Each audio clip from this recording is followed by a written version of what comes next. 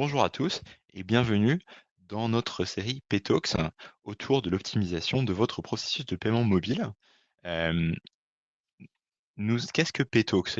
Paytalks, c'est la série d'Amazon qui nous permet de couvrir un sujet en 10 minutes, euh, en 10 questions sur une durée de 20 minutes.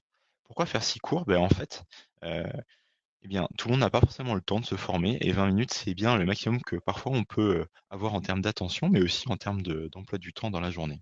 Alors pendant cette série, on va vous présenter voilà, des pratiques très concrètes, hein.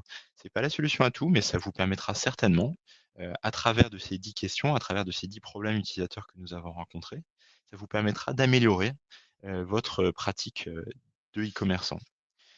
Je vais vous parler un petit peu de moi. Aujourd'hui, votre hôte Pétoc, c'est moi, c'est Edouard Chabrol. Donc, je suis responsable de la France, de l'Italie et de l'Espagne chez Amazon Pay.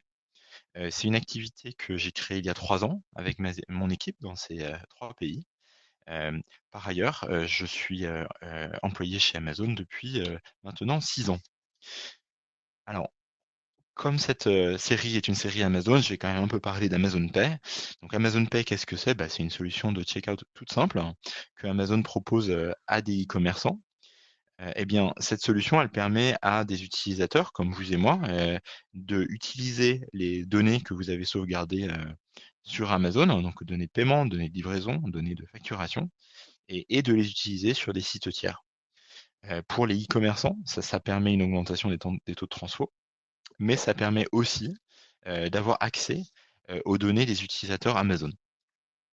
Par ailleurs, donc si Amazon Pay vous intéresse, vous pouvez toujours nous contacter. Donc Amazon-pay-contactez-nous at amazon.com. Amazon-pay-contactez-nous at amazon.com. Vous pouvez aussi me contacter sur LinkedIn. Alors, parlons un peu de l'optimisation de votre paiement mobile. Alors, ce webinar s'appuie en fait sur une étude que nous avons commissionnée auprès d'un institut spécialisé qui s'appelle l'Institut BEMAR. Et l'Institut BEMAR a fait 37 000 heures de recherche auprès des utilisateurs. Et en fait, ce qu'ils ont fait, c'est qu'ils ont pris une, une approche du UX, hein, d'expérience utilisateur, pour découvrir, quels étaient les problèmes des utilisateurs dans le checkout, et aussi d'identifier les meilleures pratiques pour les e-commerçants quand ils déploient leurs expériences de paiement, mais aussi quand ils conçoivent leur processus de checkout. Alors pourquoi c'est important? Parce qu'en fait, on n'y pense pas, mais le coût qui est lié à des clients perdus lors du paiement est bien plus élevé qu'il n'y paraît. Encore une fois, on n'y pense pas, mais Bemar dit que les sites de e-commerce, hein, peuvent augmenter leur taux de transfo, leur taux de conversion de 35%, rien qu'en améliorant leur processus de paiement.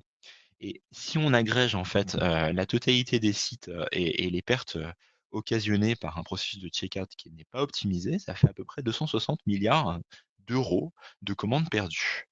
Donc, vous imaginez que ça, c'est les chiffres de marché, mais vous imaginez pour vous ce que ça représente pour votre site, hein. Vous le connaissez mieux que moi.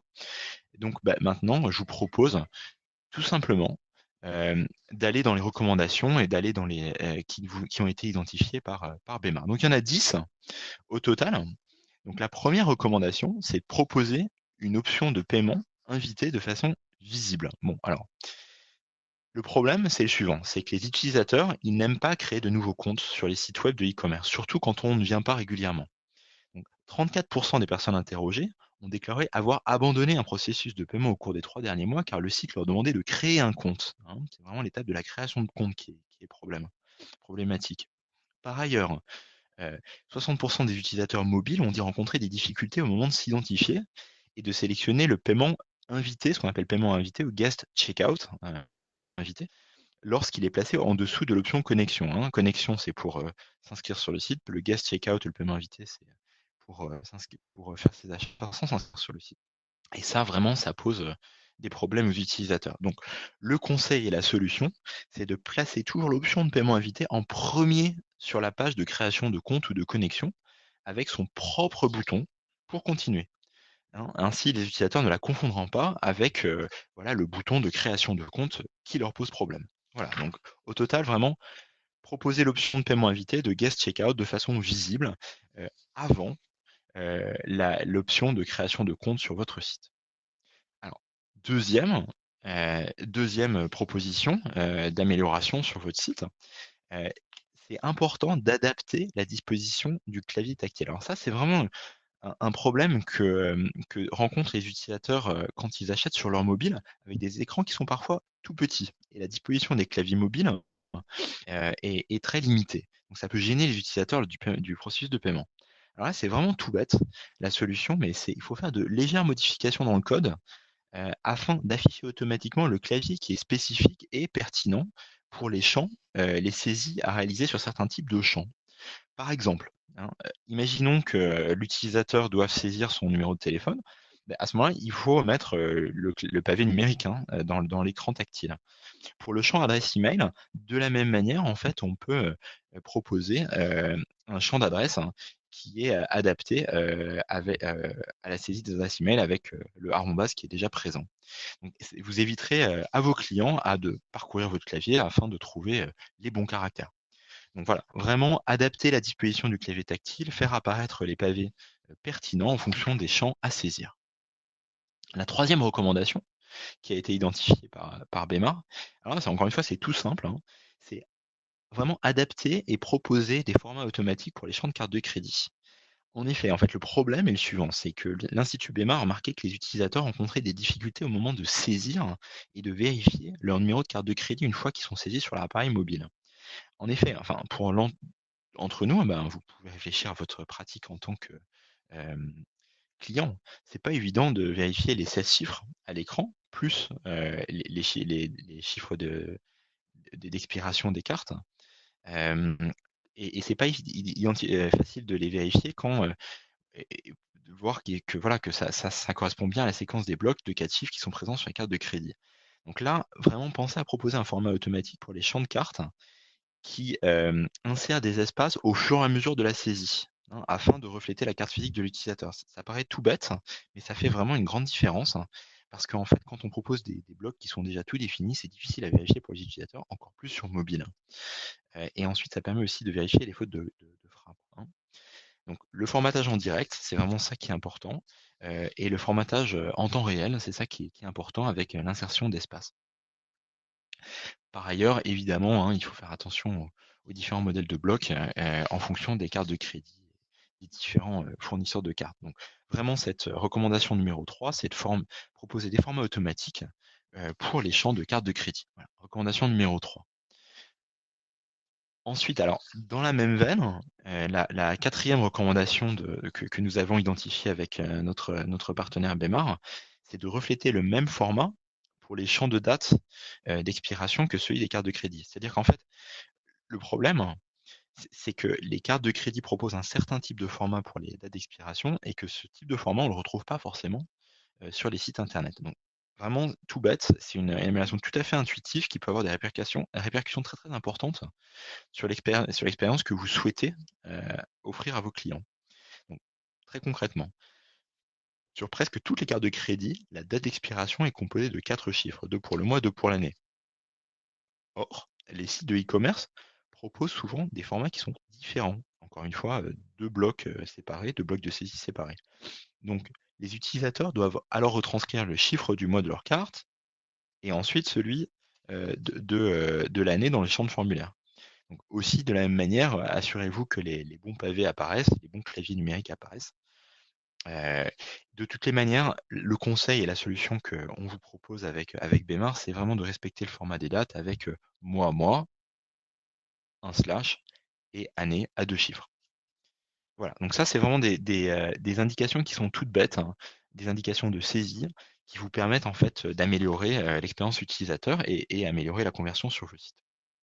Alors, la recommandation numéro 5, c'est vraiment afficher un indicateur de progression. Alors, un indicateur de progression, pourquoi c'est important? C'est qu'en fait, euh, lorsque les utilisateurs font face à d'innombrables formulaires à remplir, notamment si l'écran comporte trop de champs, que la saisie et le défilement des entrées prend vraiment du temps, un indicateur de progression qui est utile. Donc ça permet de limiter le problème car les clients savent où ils sont.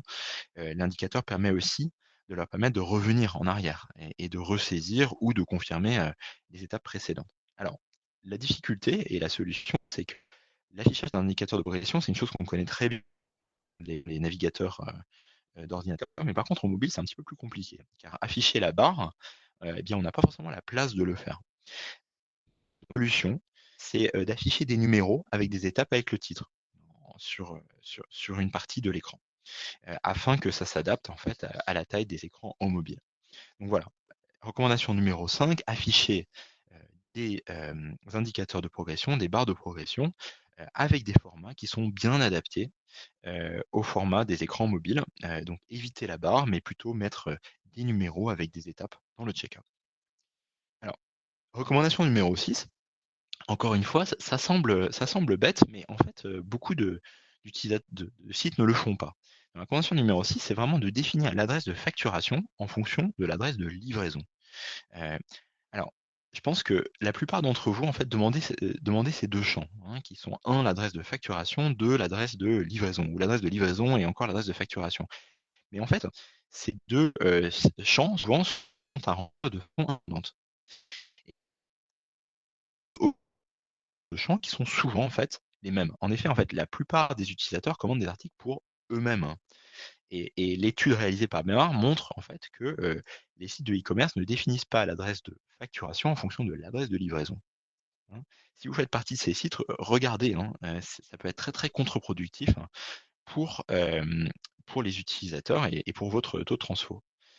Donc, pour corriger ce problème, la solution, c'est de masquer les champs de l'adresse de facturation en créant une petite case qui est l'adresse de facturation est identique à l'adresse de livraison, hein, c'est une case à cocher, un tick box. Alors, ensuite, autre chose qu'il faut bien penser, que Bémar nous dit, c'est qu'en fait, là où les utilisateurs comprennent très bien ce que c'est que l'adresse de livraison, l'adresse de facturation, on ne sait pas trop ce que c'est. Et c'est pour ça qu'en fait, il faut avoir une logique dans les formulaires où l'adresse de facturation, si vous la demandez, est définie en fonction de l'adresse de livraison et encore mieux, peut être pré-saisie. Donc voilà, recommandation numéro 6, vraiment définir l'adresse de facturation par défaut en fonction de l'adresse de livraison. Et la logique qu'il faut implémenter, c'est d'abord l'adresse de livraison qui saisit l'adresse de facturation, ou encore mieux, mettre une petite tick box comme ce que vous voyez à l'écran, qui permet de dire, ben voilà, je veux utiliser la même adresse de facturation que mon adresse de livraison. Voilà pour la recommandation numéro 6. Alors, la recommandation numéro 7, encore une fois, c'est tout bête, mais c'est une recommandation qui est souvent assez sensible pour les utilisateurs et également qui est une recommandation qui peut vous provoquer une augmentation des temps de transfo les plus importants. Donc cette recommandation numéro 7, c'est vraiment d'afficher le montant total de la commande avant le processus de paiement. Afficher la montant total de la commande avant le processus de paiement. Alors pourquoi c'est un problème? C'est qu'en fait, ce que nous dit notre institut Bémar, c'est que 21% des clients, 21%, c'est un chiffre vraiment très très conséquent, ils abandonnent leur commande s'ils ne voient pas le montant total de leur commande avant de commencer le paiement. En fait, les utilisateurs se montrent très réticents à remplir plusieurs pages d'informations s'ils ils ne connaissent pas le montant total de leur commande avant de fournir ces renseignements. Donc, le conseil et la solution, c'est qu'en fait, le e-commerçant doit afficher au minimum le sous-total du prix avec article et coût de livraison avant que les clients ne saisissent leurs informations de paiement. Et ne pensez pas, surtout ne pensez pas que des images qui vantent une livraison gratuite ou une promo sur la livraison gratuite suffiront. Même si la livraison est gratuite, son montant doit être clairement visible dans le montant total de la commande. C'est aussi évidemment une règle d'industrie qu'il faut respecter. Donc vraiment, 21% des clients abandonnent leur achat s'ils ne voient pas les montants totaux affichés avant de mettre leurs informations de paiement. Donc il faut vraiment mettre les montants totaux de commande avant d'avoir l'utilisateur saisir ces informations de paiement. Vraiment, recommandation importante, c'est une des recommandations qui permettra d'améliorer votre taux de transfo le plus possible. Alors ensuite, quelques recommandations d'expérience utilisateur. Alors, point très important, c'est important de mettre un bouton de passer la commande en haut de la page de récapitulatif de la commande. Alors, pourquoi c'est important? C'est qu'en fait, les étapes de vérification et de confirmation sont visuellement identiques, hein, lors du processus de paiement. Et ça induit en fait les utilisateurs en erreur. Et en fait, ce qu'on voit, c'est que 11% des utilisateurs ont abandonné un processus de paiement sans finaliser la commande parce qu'en fait, ils pensaient que leur paiement était validé. Alors en fait, ils avaient seulement confirmé leur commande. Alors cette confusion est complètement compréhensible étant donné que ces deux étapes en fait ont l'air complètement identiques visuellement, mais aussi en termes des données, puisqu'en fait elles contiennent des informations sur le produit, le prix et la livraison, avec voilà, et même avec un contenu clair, en fait, les utilisateurs ne remarqueront pas qu'il leur reste une étape avant de valider. Donc là, vraiment, la solution qu'on vous propose, c'est de mettre un bouton qui soit clairement intitulé Passer la commande en haut et en bas de la page de récapitulatif. Et ça aidera les clients à savoir à quelle étape ils se situent dans le processus d'achat. Donc vraiment en haut et en bas. Alors, une chose qu'on voit parfois sur certains sites, c'est on voit un avertissement pour les clients qui disent attention, vous n'avez pas fini votre commande. Mais en fait, ça, c'est moins efficace que de mettre des boutons qui disent de passer la commande. Donc vraiment, voilà, des boutons tout à fait clairs qui permettent de identifier et aider l'utilisateur à comprendre qu'ils ont passé la commande, voilà, au-delà de la confirmation de la commande. Voilà. Donc bien faire la différence entre ces deux étapes, c'est 11% de transfo à gagner entre passer la commande et confirmer la commande et vraiment bien faire la différence entre ces deux étapes. Alors, ça c'est une chose à laquelle, recommandation numéro 9, à laquelle vous êtes certainement très familier vous-même. Les Anglais appellent ça le don't ask me again. Don't ask me again. Ne demandez pas deux fois les mêmes informations à un utilisateur. Là, on a eu du mal à le quantifier, mais on sait que c'est une source d'énervement très importante de la part des utilisateurs. Donc, en fait, les utilisateurs remarquent immédiatement si on leur demande deux fois les formes de paiement, et la réaction est très négative dans les navigateurs sur ordinateur, mais elle est encore plus négative sur mobile où les modalités de saisie sont moins confortables. Donc là, il faut implémenter des logiques dans vos formulaires qui permettent de réutiliser les informations que le client a déjà saisies pour voilà, d'une étape à une autre. Donc, par exemple, si un utilisateur renseigne son nom lorsqu'il crée un compte, eh bien, une logique doit être implémentée pour pouvoir réutiliser ces informations, pour pouvoir pré-remplir, par exemple, le nom du titulaire de la carte à l'étape de paiement. C'est très important de le faire, c'est une cause d'abandon assez importante, même si on a eu du mal à le quantifier, probablement similaire aux étapes que nous avons décrites auparavant. Voilà. La dernière recommandation, c'est de proposer des étapes, des options de paiement tierces. Alors là, on a vraiment observé un changement au cours des 10 dernières années. Alors, ce qu'on a fait avec Bmart, c'est qu'on a suivi en fait l'évolution des données depuis 2009.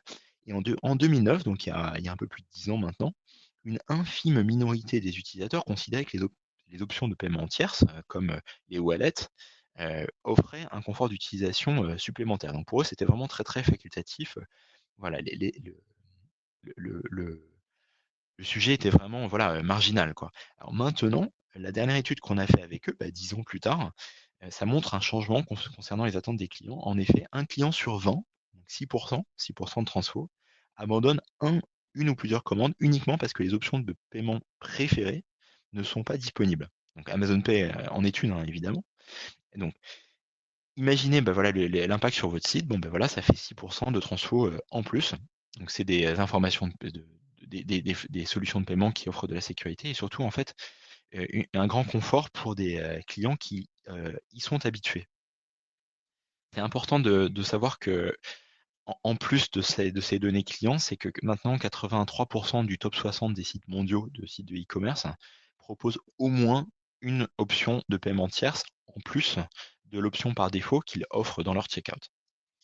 Donc voilà, pour les utilisateurs, les bénéfices, c'est de la sécurité, hein, évidemment, et un confort d'utilisation. Voilà, Amazon Pay est une de ces options de paiement tierce. Elle est simple, elle est reconnue par les utilisateurs. Et comme on a des centaines de millions de clients Amazon à travers le monde, eh bien en fait, Amazon Pay, sans création de compte, est une façon simple pour ces personnes de passer des commandes sur vos sites. Voilà pour ces recommandations très pratiques. Je pense qu'il est temps en fait de les résumer. Alors, je vais aller un par un, hein, proposer une option de paiement qui soit invitée, qui soit le guest checkout, qui soit présente de manière visible, hein, au-dessus des boutons de création de compte sur vos sites. Les claviers tactiles et les blocs, les pavés proposés doivent être adaptés au type de champs qui sont proposés. Proposition numéro 2. Pour les formats de cartes de crédit, les 16 petits chiffres des cartes de crédit, il faut proposer une saisie automatique avec des espaces qui s'affichent au fur et à mesure de la saisie. C'est plus facile pour les utilisateurs à contrôler et à vérifier. Ensuite, pour les champs de date de carte de crédit, très important en fait de proposer le format qui est sur les cartes, qui est mois, année, / année. Et il faut que ce soit présent comme ça. Pour les clients, pour qu'ils puissent se retrouver dans le checkout, c'est vraiment hyper important d'avoir un indicateur de progression. Avec une difficulté en mobile, c'est que l'indicateur de progression doit être adapté à la taille des écrans. Donc voilà, un petit numéro, un rappel du titre de l'étape dans laquelle on est. Ensuite, très important pour les questions de transfo, définir une adresse de facturation en fonction de l'adresse de livraison. Avec une logique qui est l'adresse de facturation doit être définie en fonction de l'adresse de livraison. 7e point, afficher le montant total de la commande avant le processus de paiement. Si les clients sont vraiment réticents à commencer à démarrer un processus de paiement s'ils ne connaissent pas le montant total de la commande. Recommandation numéro 8, ajouter un bouton passer la commande en haut de la page de récapitulatif de la commande. N'oubliez pas cette confusion entre confirmer la commande et passer la commande. Ces 2 étapes existent, c'est la loi, mais il faut qu'un bouton passer la commande soit vraiment très clairement présent dans les pages de récapitulatif de commande. Sinon, en fait, les clients confirment leur commande, pensent qu'ils ont passé leur commande, mais en fait, ils ne l'ont pas fait. Et c'est moins de transfo et moins de revenus pour vous. Très important, dans tous vos formulaires, implémenter des logiques qui vous permettent de ne pas demander 2 fois les mêmes informations. Don't ask me again, ne demandez pas 2 fois les mêmes informations. Et 10e recommandation, proposer des options de paiement tierces. C'est maintenant un trend de marché. Le top 60 des e-commerce, des sites de e-commerce mondiaux le font. Moi, je vous propose de le faire aussi, puisqu'on voit que ça peut améliorer les taux de transfo de 6%. Voilà pour ce webinaire. Merci beaucoup d'y avoir participé.